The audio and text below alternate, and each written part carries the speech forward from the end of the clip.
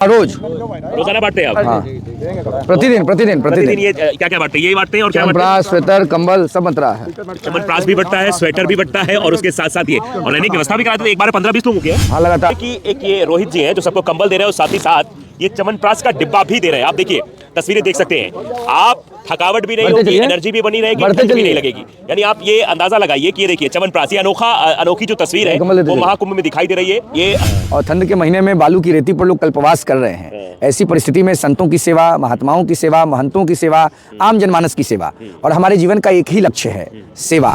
तीनों में साफ तौर पर देख सकते हैं कि यहाँ पर लगातार कंबल वितरण हो रहा है और रात के तकरीबन 12:20 हो चुके हैं।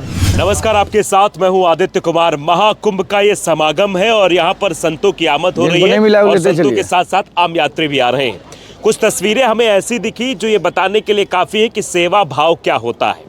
दरअसल आप जानते हैं सर्द भी है, सर्द के साथ थकावट भी है। जिसको नहीं मिला लेते चलिए, सोने जाइए। इस सर्द में तो कंबल चाहिए और थकावट के लिए जो है जिसको नहीं मिला वो कंबल ले लो भाई। कुछ और आइटम चाहिए। और सबसे बड़ी बात है कि एक ये रोहित जी हैं जो सबको कंबल दे रहे हैं और साथ ही साथ ये च्यवनप्राश का डिब्बा भी दे रहे हैं। आप देखिए तस्वीरें देख सकते हैं आप, थकावट भी नहीं होगी, एनर्जी भी बनी रहेगी, ठंड भी नहीं लगेगी। यानी आप ये अंदाजा लगाइए कि ये देखिए च्यवनप्राश, ये अनोखी जो तस्वीर है वो महाकुंभ में दिखाई दे रही है। ये राष्ट्रीय संयोजक है युवा चेतना के, छपरा के रहने वाले हैं और इनका ये यहाँ प्रांगण है। जो भी यात्री दूर दराज से आ रहे हैं जिनको कहीं व्यवस्था नहीं मिल रही है, उस व्यवस्था को बनाने का ये पूरा कंबल लेके आइए। आप लोगों को जिसको मिल गया कंबल बढ़ते चलिए। ये कंबल देखिए, ये आप चलो बढ़ते चलो, देख सकते हैं, तस्वीरें देख सकते हैं। क्या भाई आप लोग को मिल गया कंबल? कहाँ से आए आप लोग? हंडिया से आए हैं। तो कैसे पता चला यहाँ के बारे में? बस एक महात्मा जी मिले थे तो वही बोले कि हम लिवा के चल रहे हैं, एक लोग हमारे परिचय में है। लिवा चल रहे हैं मतलब यही आश्रम में बोले कि हम परिचय हमारा है तो हम। कितने लोग थे आप लोग? हम लोग 20 लोग हैं। अच्छा 20 लोग थे। यस। कहाँ मिली व्यवस्था यहाँ पे? यहाँ पे व्यवस्था बहुत अच्छा मिला है हम लोग को रहने के लिए। मिल गई? ये क्या कंबल मिल गया? हाँ मिला, मिल गई है। हाँ बहुत अच्छा मिला है। तो आप देख सकते हैं कि ये आप लोग सब 15 लोग सबको मिल गया कंबल? तो आप ये तस्वीरों में साफ तौर पर देख सकते हैं कि यहाँ पर लगातार कंबल वितरण हो रहा है और रात के तकरीबन 12:20 हो चुके हैं। जिस वक्त शायद घर में लोग सो जाते हैं, जिस वक्त शायद काम धंधे पर नहीं जाते हैं, उस वक्त महाकुंभ में भक्तों का जन सैलाब लगा है और इस जन सैलाब में ये कंबल देखिए कैसे वितरित किए जा रहे हैं। देखिए आप साफ तौर पर देख सकते हैं कि बुजुर्ग लोगों को ये जो है च्यवनप्राश भी दिया जा रहा है। ये तस्वीरें ये बताने के लिए काफी है कि किस तरीके से ठंड में, आप जानते हैं कि ठंड में मौतों का आंकड़ा बढ़ जाता है। ठंड में किस तरीके से ठंड लगती है, बुजुर्गों के लिए काफी। आपको च्यवनप्राश मिल गया? जी कैसा लग रहा है? च्यवनप्राश दिव्य चीज है, रसायन वाला चीज है। ये मैं दिखा दूं कि ये पूरा पैक डिब्बा है और यहाँ पर आप देख सकते हैं गत्ता है, लगातार लोगों को दिया जा रहा है और जितने भी यहाँ बुजुर्ग लोग हैं रोहित दे रहे हैं। आप ऐसे ही रोजाना बांटते हैं? हाँ, रोजाना बांटते हैं आप? हाँ, प्रतिदिन ये क्या क्या बांटते हैं? यही बांटते हैं और क्या? च्यवनप्राश, स्वेटर, कंबल सब बंट रहा है। च्यवनप्राश भी बंटता है, स्वेटर भी बंटता है और उसके साथ साथ ये और रहने की व्यवस्था भी कराते हैं। एक बार 15-20 लोगों की है। हाँ लगातार। अभी जो लोग बाहर से आए हंडिया से, कंबल नहीं मिला महात्मा जी, लीजिए। अच्छा हंडिया से लोग आए हैं, इधर से आए हैं, अचानक आ गए, लगातार लोग आ रहे हैं 10 बजे। अरे आपको मिला कि नहीं? एक में विकलांग भाई हैं, च्यवनप्राश मिला, कंबल भी मिला।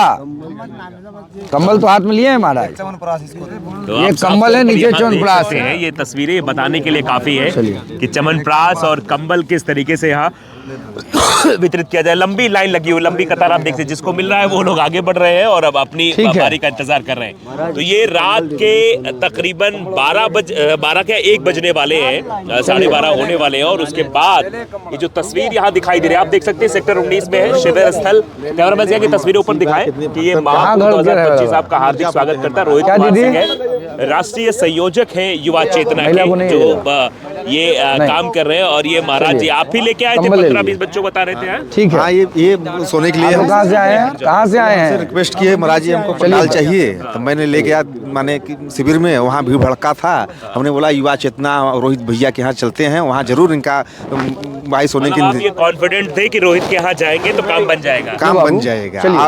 मैं अद्भुत यहाँ व्यवस्था देख रहे हैं। ऐसा व्यवस्था कुछ मेले में तो शायद कहीं होगा, कहीं और च्यवनप्राश बट रहा है, कहीं नहीं बट रहा है महाराज। कहीं बट रहा है च्यवनप्राश? कहीं नहीं चंपरास बट रहा है। हाँ। डेली कम से कम 1000 से 1200 आदमी का 1 किलो का चंपरास और 2.5 से 3 आशीर्वाद और कभी कभी हो जाता है 5000 प्रतिदिन कंबल बटता है 6000 और 1000 से 1200 आदमी का 1 किलो का चंपरास। और महिलाओं के लिए महिला वाला जो स्वेटर होता है वो होता है, हाँ, महिलाओं के लिए चप्पल। और सुबह शाम दोपहर सुबह 6 बजे से भोजन प्रारंभ होता है। रात्रि अभी चलिए अंदर 12 से ऊपर ही हो रहा है, अभी भी 100-150 लोग हैं जो खाना खा रहे हैं। प्राय 11,000 12,000 सुबह से लेकर शाम तक लोग खाना खाते हैं। मतलब आप देखिए कि कितना बड़ा पुण्य का काम कर रहे हैं। वैसे हम मिलते हैं रोहित से बात करें। बहुत बहुत स्वागत है आपका रोहित जी। ये बहुत धन्यवाद। इतने लोगों के लिए आपने व्यवस्था करा दी है, च्यवनप्राश बांट रहे। च्यवनप्राश बांटने का ख्याल कहाँ से आया? देखिए, ठंड के महीने में सबको मजबूती देने के लिए च्यवनप्राश से बढ़िया कुछ है नहीं। बचपन से हम लोग च्यवनप्राश खाते आए हैं और च्यवनप्राश हमको लगता है कि लोगों को एनर्जी भी देगा। और ठंड के महीने में बालू की रेती पर लोग कल्पवास कर रहे हैं। ऐसी परिस्थिति में संतों की सेवा, महात्माओं की सेवा, महंतों की सेवा, आम जनमानस की सेवा, और हमारे जीवन का एक ही लक्ष्य है, सेवा।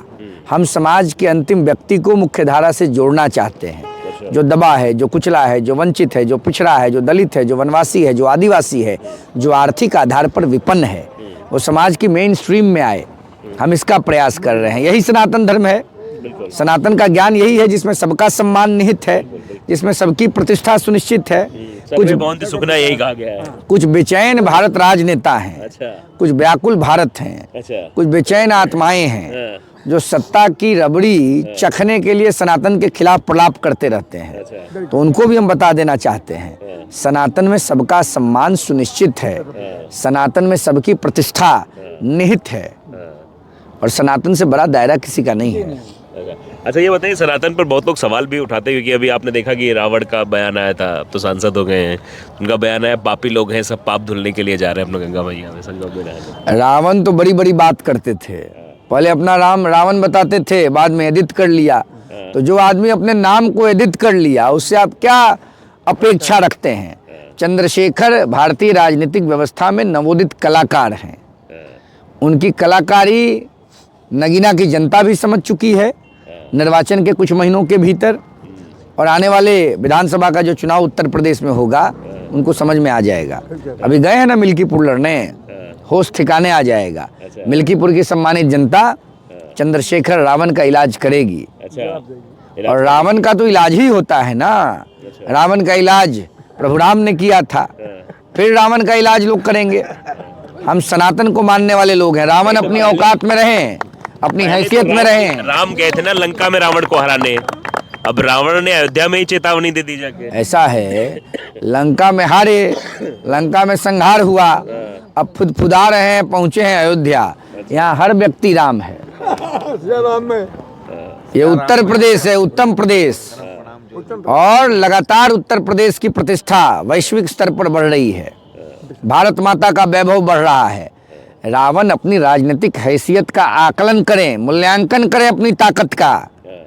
हैं सुन बता सन्नाटा, अब मार रहे हैं लंबा लंबा खर्राटा। इनको कोई पूछ रहा है? बिन पेंदी के लोटा की तरह अल बल बोलते रहते हैं। हैसियत में रहें अपने। हम सब लोग बाबा साहब भीमराव अंबेडकर का आदर करते हैं। हम बाबा साहब भीमराव अंबेडकर के दिखाए हुए रास्ते पर चलने वाले लोग हैं। बाबा साहब अंबेडकर ने जातिवाद के खिलाफ लड़ाई लड़ी थी।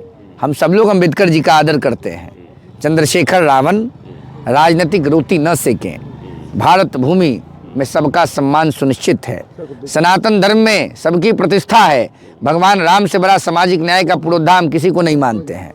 राम ने निषाद राज का कल्याण किया, राम ने सबरी के जूठे बेर खाए, राम ने महिला सशक्तिकरण का उदाहरण दिया। राम से बड़ा कोई सामाजिक न्याय का पुरोधा है क्या? ये जितने सामाजिक न्याय के पुरोधा वर्तमान राजनीति में आपको दिख रहे हैं, चाहे लालू यादव का खानदान हो या मुलायम सिंह यादव जी का परिवार हो, इनके लिए सामाजिक न्याय का मतलब परिवार होता है। अब देखिए समाजवादी पार्टी में क्या हो रहा है। सैफई परिवार जो बोलेगा वो होगा, और लालू यादव के यहाँ क्या हो रहा है, जो तेजस्वी तेज प्रताप मीसा भारती बोलेंगे वो होगा। हुड्डा के यहाँ चले जाइए तो भूपेंद्र हुड्डा, दीपेंद्र हुड्डा, जम्मू कश्मीर चले जाइए तो फारूक अब्दुल्ला, उमर अब्दुल्ला, महबूबा मुफ्ती, उससे पहले उनके पिता मुफ्ती सईद, और अब एक उनकी बेटी आ गई है जो नासमझ है। तो मतलब आप कह रहे हैं कि भारतीय जनता पार्टी ऐसी पार्टी है जो परिवारवाद की राजनीति नहीं करती? बाकी देखिए, सब मैंने भारतीय जनता पार्टी का कोई नाम नहीं लिया, मैं किसी राजनीतिक दल का कार्यकर्ता और नेता नहीं हूँ, मैं कर्तव्यनिष्ठ सनातनी हूँ और मैं देश को अपनी माँ मानकर काम कर रहा हूँ। और भारतीय राजनीतिक व्यवस्था में खेत में खुरपी चलाने वाले किसान और मजदूर की संतान को मैं मुख्य धारा में लाने के लिए प्रयत्नशील हूँ। यह तो बिल्कुल सत्य है कि आज के दौर में प्रधानमंत्री नरेंद्र मोदी जैसा न कोई राजनेता हो सकता है, न आगे कोई होता दिख रहा है। और ये भी 1000% सत्य है। भारतीय जनता पार्टी ही एक ऐसी राजनीतिक पार्टी है जो आम आवाम की चिंता कर रही है, नहीं तो बाकी लोग तो बस परिवार के नाम पर राजनीति करते हैं। किसको मतलब है, किसको आम नौजवान से मतलब है? देखिए पप्पू यादव खड़े हैं, देखिए शिवपाल यादव खड़े हैं, देखिए विशाल यादव खड़े हैं, आम परिवार से निकले हुए नौजवान हैं। इनकी चिंता कौन करेगा? हम आम परिवार से निकले हुए नौजवान हैं, हमारी चिंता कौन करेगा? परिवार के नाम पर राजनीति नहीं होगी। अच्छा, एक गरीब के घर में दिया जलाने की बात करने वाले लोग आज सिर्फ अपने घर की चिंता करते हैं। आम नौजवानों की चिंता कीजिए ना, यही सनातन सिखाता है।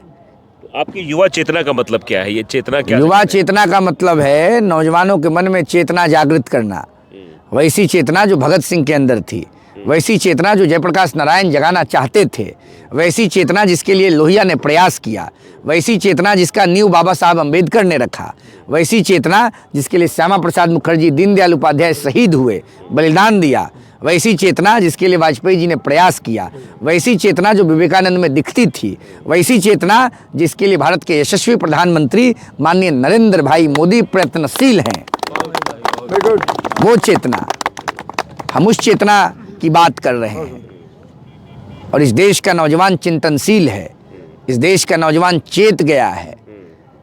हम जब सोए तो गजनी और घोड़ी हम पर आक्रमण करने आ गए, हम जब थोड़ा समझौता करने लगे तो बाबर ने हमारे देश पर कब्जा करने का प्रयास किया, हम जब थोड़ा निंद्रा में चले गए तो गुलाम वंश स्थापित हो गया, हम थोड़ा सा महतियाए आराम करने लगे तो अंग्रेज मसाला बेचने आया, उसने हमारे देश की सीमाओं को बांध लिया।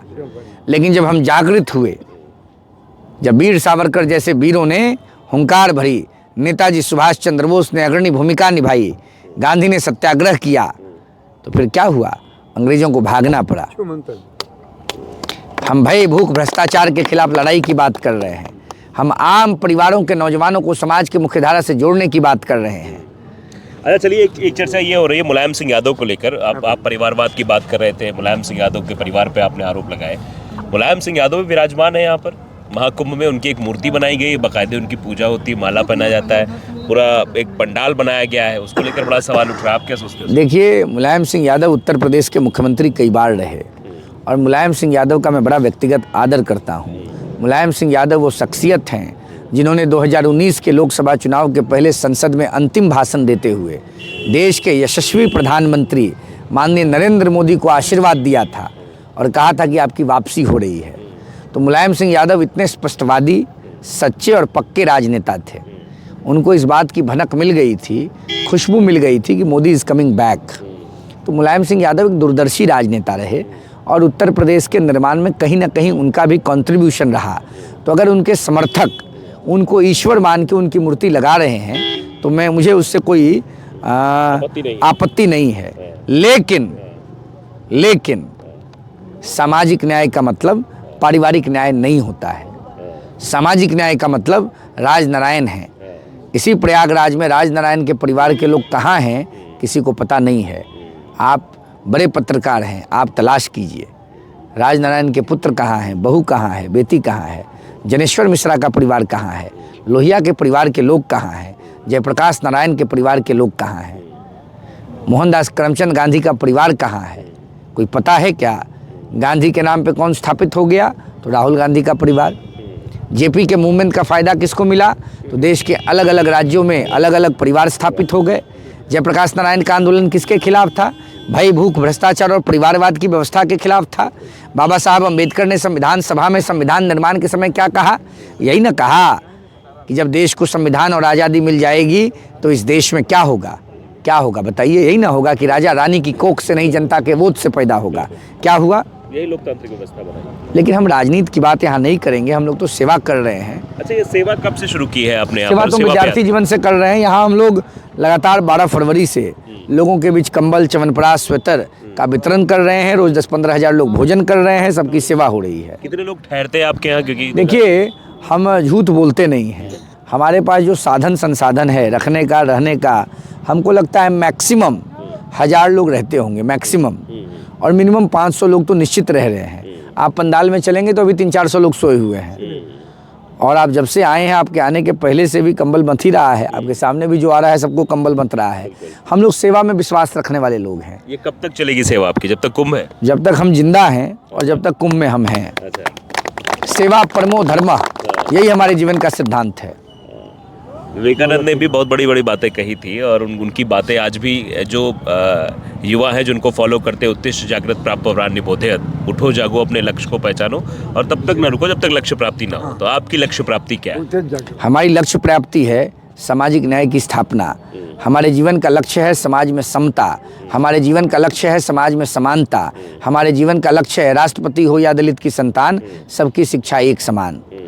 हम उस धारा को सशक्त करना चाहते हैं। हमारे जीवन का लक्ष्य यही है, जो वंचित है, जो पिछड़ा है, जो कमज़ोर है, वो समाज के मुख्य धारा में आए और सनातन का ध्वज हिमालय से ऊंचा जाए, लहरता रहे, चमकता रहे और भारत माता का वैभव खूब बढ़ता रहे। बातचीत करने के लिए बहुत बहुत धन्यवाद। तो ये देख लीजिए, रोहित जी हैं जो यहाँ पर, इन्होंने इनका बड़ा सा कैंप लगा हुआ है। यहाँ रुकने ठहरने की हम इस कैंप से जुड़ के काम कर रहे हैं। इस कैंप से जुड़ के आप काम कर रहे हैं और लगातार लोगों की मदद कर रहे हो। सबसे जो दिलचस्प बात लगी वो ये कि यहाँ आपको कंबल के साथ साथ च्यवनप्राश भी मिलता है और आपको पहनने के लिए कपड़े भी मिलते हैं, रहने की व्यवस्था भी मिलती है। ये अपने आप में बताने के लिए काफ़ी है कि इस ठंड भरी रात में, जहाँ पर आप मेरे आसपास देख सकते हैं कितनी सारी भीड़ है और सबके हाथों में कंबल हैं और आप बिना स्वेटर के खड़े हैं तो आपको भी एक कंबल ओढ़ ही लेना चाहिए। तो ये देखिए, मुझे भी आज एक कंबल प्राप्त हो गया है और क्योंकि मैं शर्ट में था तो इनको, रोहित जी को लगा कि हाँ ठंड नहीं लगनी चाहिए, तो वैसे ही सेवा हो रही है। और लगातार महाकुंभ में क्योंकि सन्यासियों का है, ये बहुत बड़ा समागम है। इसकी जितनी भी हम अवधारणा बनाए वो लगभग मेरे शब्दों के हिसाब से कम आकी जाएगी। लेकिन जो रोहित कर रहे हैं, और आने वाले समय में और आने वाली पीढ़ी को भी ये देखना चाहिए, समझना चाहिए कि युवा चेतना, जो चेतना शायद छपरा से निकली और जो एक व्यक्ति में सिमटी रही, उसके बाद जिस तरीके से आगे बढ़ रही है और जिस तरीके से यहाँ पर लोग इकट्ठा है, वो बताने के लिए काफ़ी है कि रोहित अभी बहुत आगे जाने वाले हैं।